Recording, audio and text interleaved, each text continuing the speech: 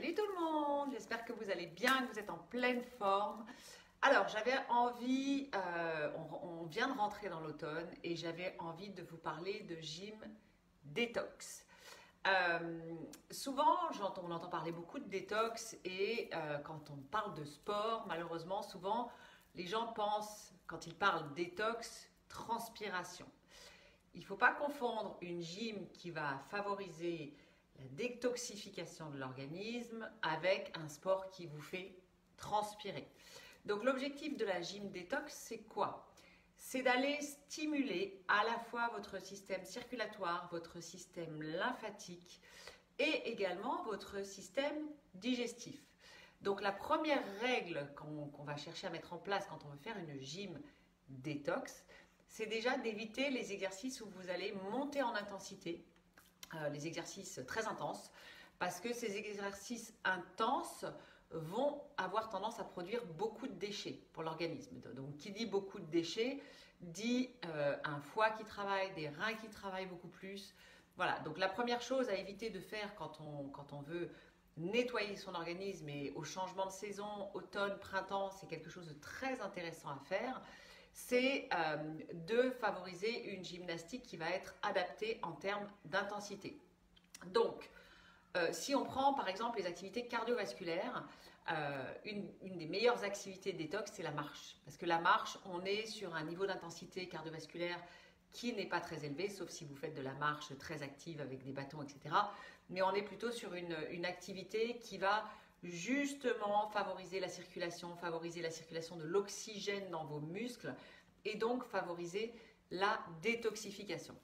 Sur la partie renforcement musculaire, alors on va pas forcément en détox, on va pas forcément chercher à faire du renforcement musculaire pur.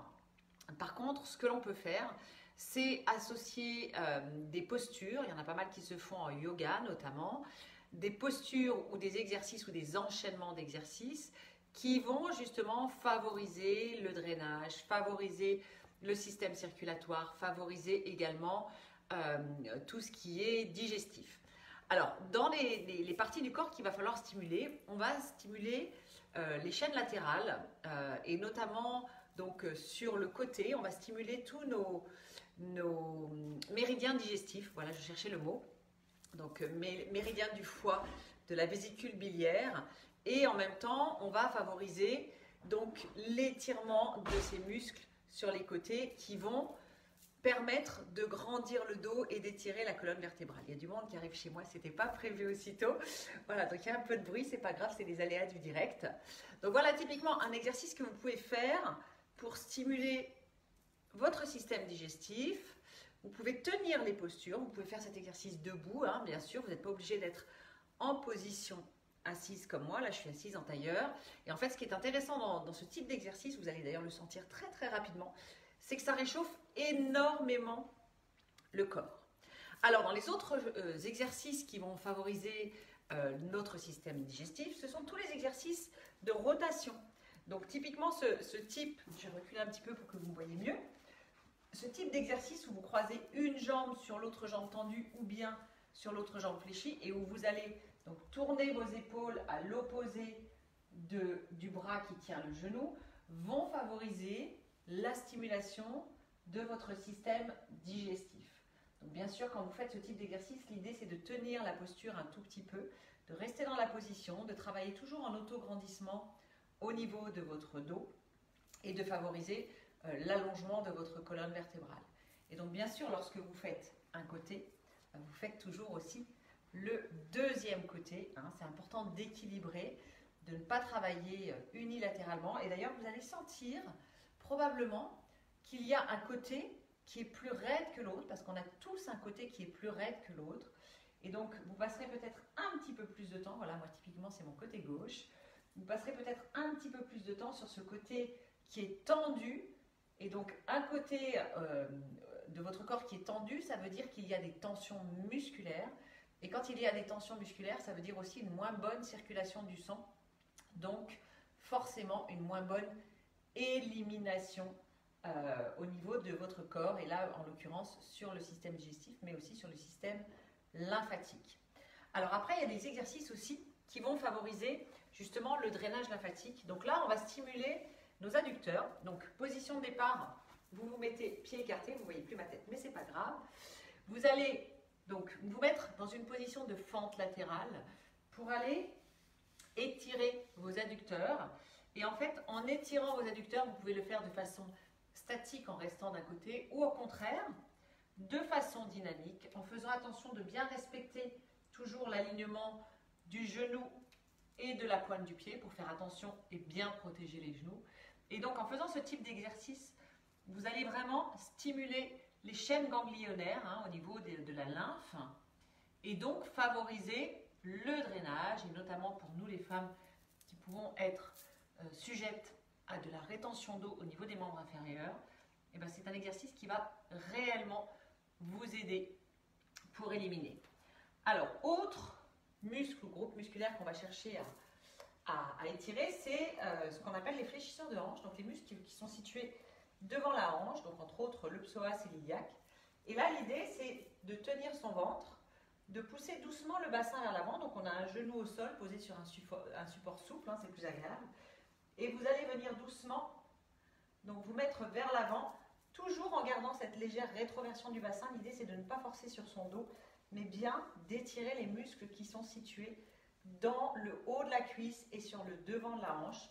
Et pour aller même un peu plus loin, on peut donner aussi là une torsion côté jambe avant. Donc on va tourner les épaules côté opposé pour vraiment aller encore un petit peu plus loin dans l'étirement. Donc là, on étire entre autres les psoas. Et quand on revient d'un étirement comme celui-ci, ce qui est important, c'est de le faire en douceur, parce que ce sont des muscles, ces muscles-là, fléchisseurs de hanche, qui sont des muscles qui sont souvent très toniques. Et un muscle, quand on lui tire dessus un petit peu trop fort, si on revient trop vite, d'un seul coup, il va se contracter et vous risquez le spasme musculaire. Donc, c'est absolument pas l'intérêt. Donc, bien sûr, on recommence de l'autre côté, on se remet en position de fente. On rétroverse le bassin, on pousse doucement le bassin vers l'avant jusqu'à ce qu'on ressente l'étirement donc sur cette partie-là, à la partie haute de la cuisse et devant la hanche. Et là, encore une fois, on peut rajouter une légère rotation ici pour augmenter encore un peu la tension au niveau de notre psoas. Voilà, donc c'est quelques exercices. La salutation au soleil, je vous invite à la chercher sur Internet. Il y a des pros de la salutation au soleil qui vous feront ça extrêmement bien. Moi, j'ai pas beaucoup de place et pas beaucoup de recul pour vous la faire, donc j'aime autant que ce soit fait, que vous alliez les chercher. Il y a plein de salutations au soleil sur YouTube.